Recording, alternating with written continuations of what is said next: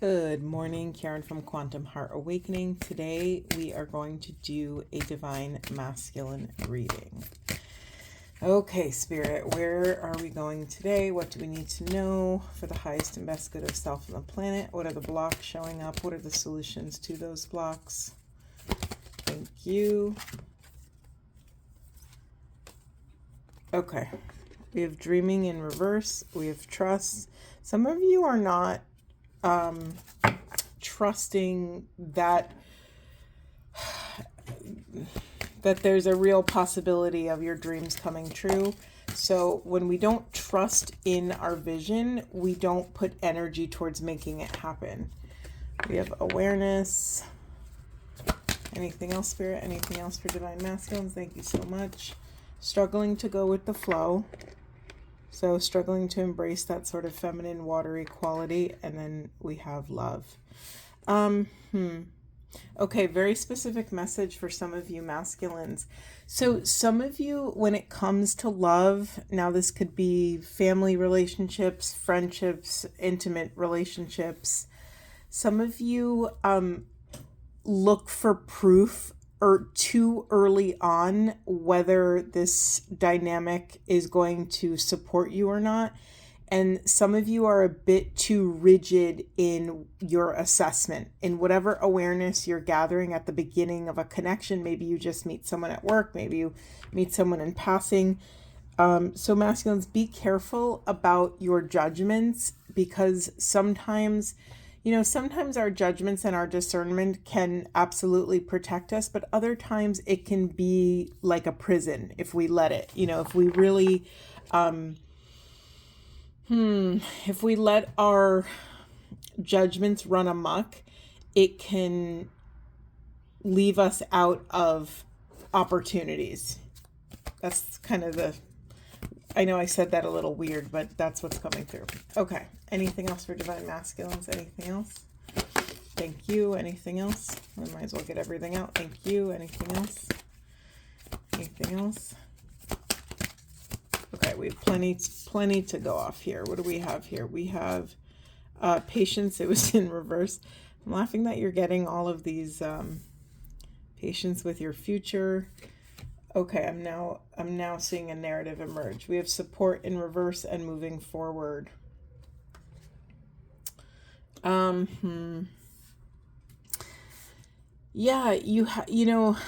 I'm feeling this stagnancy in the energy, masculines, but it may just be because it's maybe a false illusion of stagnancy.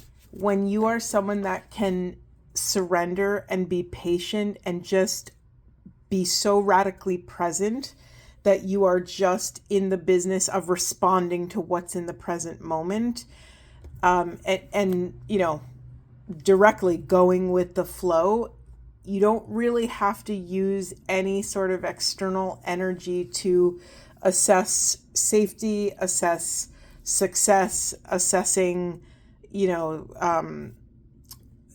outcomes in some capacity. It's like, I feel like some of you are keeping yourselves prisoned by not letting go of what you thought your life was supposed to be. I said this I don't know if it was yesterday's reading, but I said in order for something new to flow into our lives, we have to create space for it. And if masculines, if you're holding on to all of these things, whether it's old arguments or old, the phrase always comes up for you masculines. Would you rather be right and alone? It's like that sort of idea of like, yes, you might win, quote unquote, whatever that means to you, but you might have lost out on a wonderful person, friendship, connection, collaboration, work relationship, love relationship. So you're being really called to pull back your previous instincts to really assess, what is this really gaining me if I hold on so tightly to this thing? It could be an idea. It could be a memory. It could be, whatever it is. Also, Uh, what? Wow. Okay, hold on. The other thing that could be keeping you stuck is what holding on to belief systems about what you thought a masculine should be. I laugh because the more I touch these cards, the worse they get. The more out of alignment they get, and I think that's not an accident that I'm being called to say that. It's like the more you try to micromanage all of these different parts of your life, masculines, the worse everything gets. So when you can go with the flow, what does that actually mean? I know everyone always says that, but what does it actually look like in tangible 3D? It means showing up empty as an empty vessel to the mystery, kneeling in front of the mystery and saying, I surrender, I will be present with whatever you gift me. It's like surrendering our will to quantum will, to divine will, whatever you feel, whatever verbiage you feel comfortable with. But when you can go with the flow, it frees up your energy to be even more present so that you can respond with so much of your life force. Whether, I'm sorry, what I was going to say is if you were stressed about the past or worried about the future, you're bringing all of that density into the present moment instead of actually just meeting the present moment where it's at. And in my personal experience, when I've met the present moment as an empty vessel, things, that I could never dream of happen. Connections happen, collaborations. I've had professional synchronicities and, love synchronicities, and all sorts of wonderful gifts flow into my life when I create the space for it to flow. The other thing I was saying is some of you are too attached to what being a masculine means. Some of you are trying to take another step forward on your own, and really none of us are meant to do this work or to build or to create in a bubble, in isolation. So some of you are avoiding reaching out for help and support, for guidance. Listen, we all need a mentor. Like, I don't care how smart you are. I don't care how many degrees you have or, whatever. Everyone could use a shoulder to lean on or an ear to listen or to connect. Doesn't really matter. And maybe this is part of the issue, masculines, is that maybe you're falling into the ego trap of like assessing someone's value before you understand what they actually are there for you. I'm struggling with sentence structure, and that's a very interesting thing because it's a very common thing, I think, for mystics, oracles, intuitive people. Sometimes we get so many, I don't want to speak for the general mystical population, but I'll speak for myself. Sometimes the impressions are coming in so fast that I have to like come back down and my brain has to sequence a sentence and it doesn't always come out. So forgive me. Bear with me as this comes through. I was just hitting on a very important message. Spirit, what was it? Oh, just going back to what we started with, masculines, of,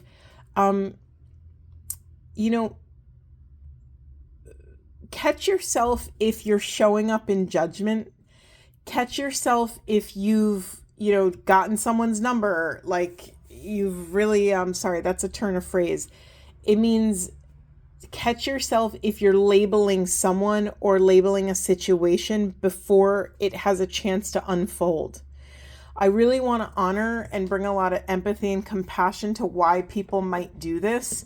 If you've been radically hurt in this lifetime, any type of hurt, if you've dealt with a lot of pain and trauma, if you've had a lot of people take advantage of you, or if you've been bossed around, or whatever it is, or had your boundaries crossed or in some capacity, it's really easy to try to take radical control of everything in your environment.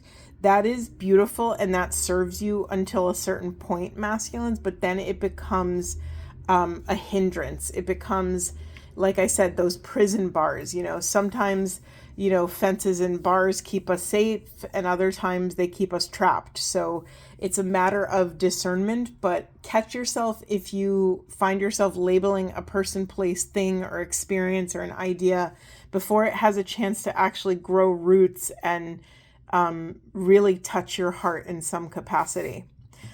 Just a direct message. If you want to move forward in love or in your life or career or anything, ask for help, ask for support.